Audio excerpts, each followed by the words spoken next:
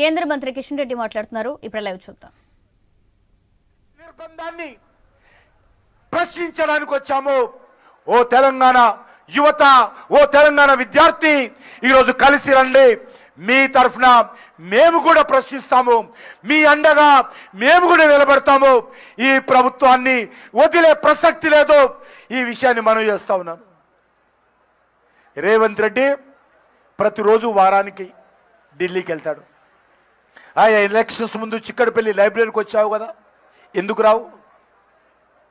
నువ్వు యూనివర్సిటీకి వచ్చారు కదా గతంలో, ఇప్పుడు ఎందుకు రావటం లేదు? చాలా న్యాయమైనటువంటి కోరికలు.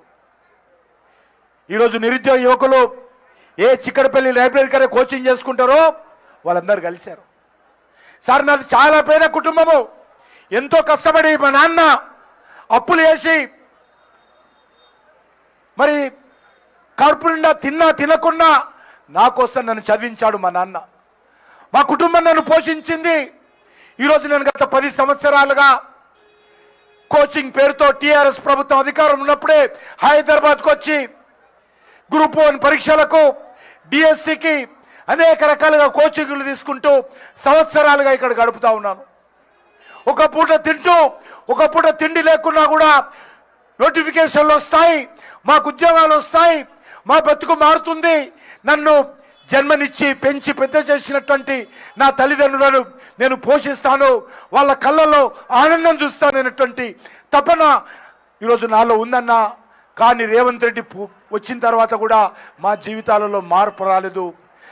ఏ రకంగా అయితే కేసీఆర్ మాకు వెన్నుపోటు పరిచాడో ఈ రేవంత్ రెడ్డి కూడా అదే వెన్నుపోటు పరుస్తున్నాడు. కాబట్టి భారతీయ జనతా పార్టీగా మీరు ముందుకు రావాలి. మా సమస్యలు మీరు ఖచ్చితంగా ఈ ప్రభుత్వాన్ని నిలదీసే విధంగా మాకు అండగా నిలబడాలని నిరుద్యోగ యువత అంతా కూడా ఈరోజు భారతీయ జనతా పార్టీ ఆఫీస్కి రావడం జరిగింది. అందుకే నేను భారతీయ జనతా యువమోర్చాను ప్రత్యేకంగా అభినందిస్తూ ఉన్నాను. ఇది ఆరంభం మాత్రమే, ఇది ఆరంభం మాత్రమే.